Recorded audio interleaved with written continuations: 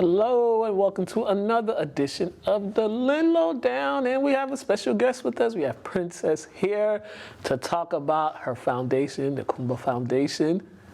How are you? I'm great. How are you? Just another day in this in the winter of Massachusetts. But you're here to talk about your foundation, the Kumba Foundation. Can you just give the audience a little background on the foundation? Greetings, everyone. My name is Princess Guwor. I'm the founder and CEO of the Kumba Foundation Incorporated, which purpose is focused on the educational success of the youth in Massachusetts and in Liberia, West Africa. Mm-hmm. How did you start? Well, what got you to start the organization? I came to the United States when I was 6 years old, and my first time going back to Liberia was in 2018 when my mother had passed away. Mm-hmm. My family decided to have a memorial service back home with the rest of the family. Yeah. So I said to myself, what can I do to give back to my community that's affordable for me? And the first thing that came to mind was school supplies, the basic educational things that we take here for granted. Yeah. I remember each week as I got paid, I would take out $50 out of my paycheck, go to the local Family Dollar, Walmart, and I started getting notebooks, pencils, and just stacking it up in my room. And I saw the growth each and every week. And I said to myself, I'm like, wait, this is why we have social media, Yeah. So I started marketing it on social media, making videos of the notebooks and writing a hashtag, I'm going back to Liberia and I want to sponsor a school.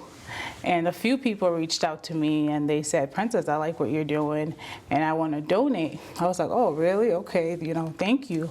And I was able to gather at least 10 boxes, like small boxes. My family, we shipped it over to Liberia.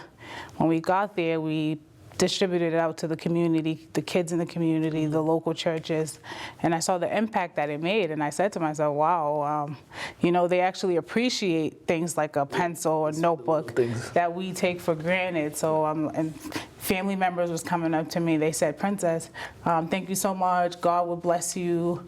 So I said to myself, I was like, wow, I have to do more, because we're in the United States, this is a country with a bunch of opportunities, you know?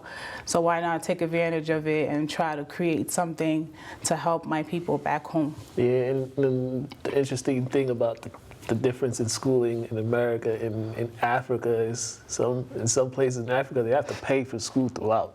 Elementary, middle school to high school, they have to pay. They have to pay. Here, there's an option. You got to go to public school or private school, but then you just start off young.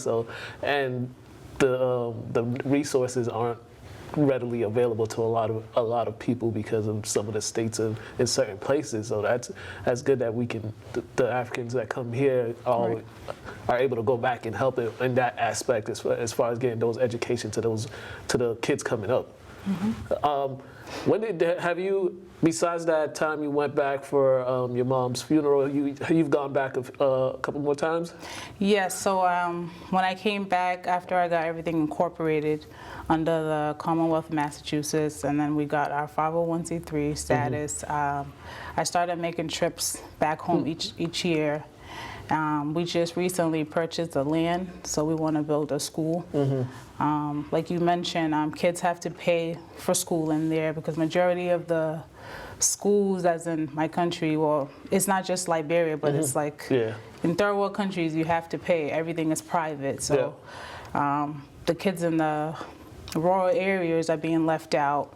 They're not being educated. We have 18-year-olds that's still in the 6th grade. So you can see the gap that's there. So that's a need that we have to really, really pay attention to. We have, because they're the future leaders of tomorrow, Yeah, definitely. And, besides the school supplies and helping, getting ready to build a school over there, what are some of the other things that your foundation does?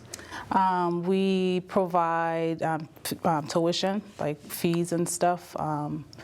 That's mainly the goal, because yes, we can bring back all these materials and stuff, but the real need is getting them into school, paying their school fees, and making sure that simple things like being able to have enough food to eat, you know, so little things like that come in play. So we do provide that. When COVID first started, we donated like a bag of rice to an orphanage home, you know, just going outside of the educational, because we want them make sure, instead of just focusing on the school, we want to make sure that we target everything that's needed. How did COVID affect operations for you all and for back home? Well, schools got shut down. It's not like here in the U.S. we have like remote learning, so a lot of the kids were home. We couldn't host a lot of fundraising events, but that didn't really hold me back as a soul. It just made me think of more ideas. We're planning a run/walk for education in May, so that's something that, yes, we know COVID is going on, but we're still taking the initiative to just keep going and not, you know, let it get in our way. Yeah.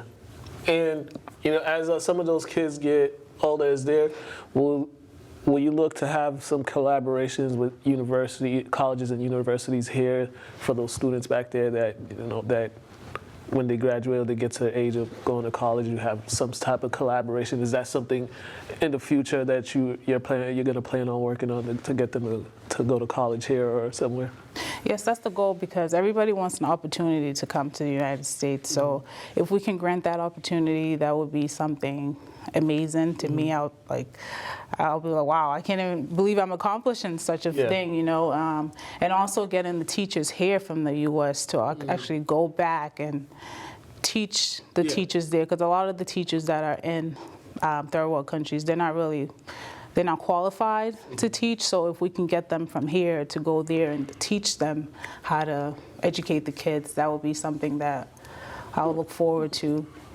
Now, on your trips, how frequently are you going back and forth? Is it once a year or a couple times a year? Or how frequent are your trips back home? Once a year. Yeah, once a year, because we just started. It's only been 2 years, so we're going on to our 3 years this year. But I want to eventually. Some of us have to go back, you know.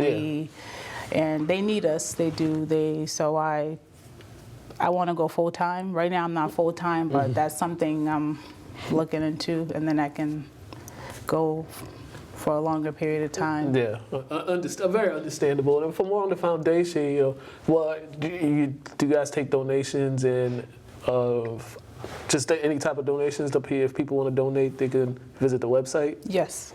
All right, please let them know the website. Our website is the Kumba Foundation .org, www.thekumbafoundation.org. All right, any social media pages? The Kumba Foundation, Facebook, and then same thing, Instagram and LinkedIn. Okay, and if they want to know all the information about the foundation, just go to the website, all those pages, and they'll have information on that.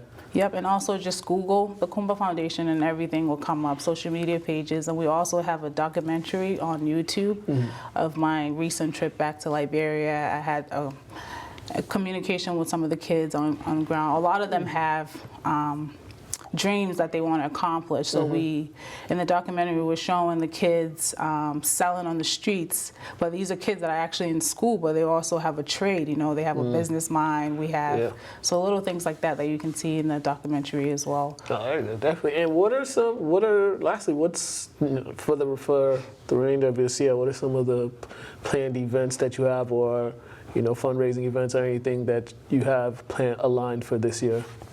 Our biggest event is my first time trying a road race, so I am excited about that. It's in May 14th at 9 a.m. in Lynn, Massachusetts here on Broadway. Okay. So that's something I'm really, really looking forward to. And then once we see how that goes, we can start planning for the future, doing other stuff. But the city approved it, so thank you to Lynn community for assisting us in doing this, and Captain Brown as well for escorting us with police escort for the event. So we appreciate that. May 14th? May 14th, yep. All right, that should be a good one. All right, make sure you visit the website if you want to know more about the Kumba Foundation, if you want to donate. Go check that out. Go check out the documentary on the YouTube channel. It's on the YouTube. Yes, on the YouTube. Just Kumba Foundation. Everything Kumba Foundation, Everything, right? yep. All right, everything Kumba Foundation. Kumba. Just go check it out. Show them support. Princess, thank you for coming on. We really appreciate you coming on and continue to do the great work. Thank you for having me. Not a problem. All right, you guys have been watching the Lynn Lowdown. We are out of here.